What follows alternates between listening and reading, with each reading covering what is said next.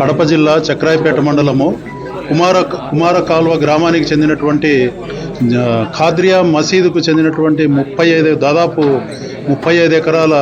ఇనాం భూములను కొంతమంది వ్యక్తులు కొంతకాలం కిందట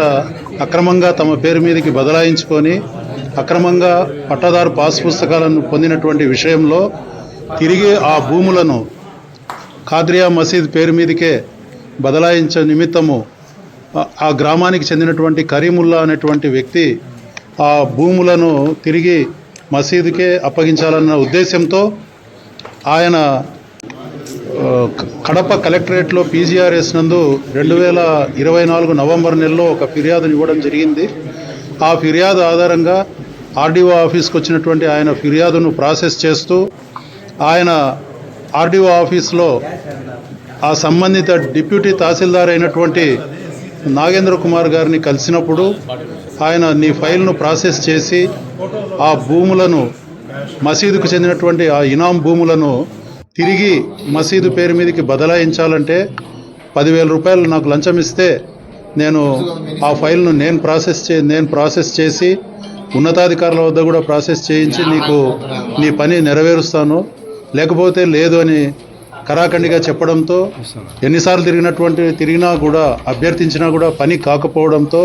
విధిలేని పరిస్థితుల్లో కరీముల్లా కడప ఏసీబీ ఆఫీస్ నందు నన్ను పర్సనల్గా సంప్రదించి మాకు ఫిర్యాదు ఇచ్చి ఆ ఫిర్యాదు ఆధారంగా నిన్న డిటి నాగేంద్ర కుమార్ గారి మీద కేసు రిజిస్టర్ చేయడం జరిగింది. నాగేంద్ర కుమార్ గారు ఆదేశించిన మేరకు 10,000 రూపాయలు లంచం తీసుకొని ఈరోజు ఆఫీస్లో ఆయన సీటు వద్ద ఆఫీస్లో ఆయనకు లంచం 10,000 రూపాయలు లంచం ఇస్తుండగా ఫిర్యాదుదారుడు ఏసీబీ డిఎస్పీ అయిన నేను మరియు మా సిబ్బంది రెడీ హ్యాండెడ్గా ఆయనను స్వాధీనంలోకి తీసుకోవడం జరిగింది. అదేవిధంగా నాగేంద్ర కుమార్ వద్ద 10,000 రూపాయల లంచం కూడా మాకు రికవరీ అవ్వడం జరిగింది. ఆ ఫిర్యాదు ఈరోజు పులివెందుల ఆర్డీఓ ఆఫీస్లో రైడ్స్ జరగడానికి కారణం ఏమిటంటే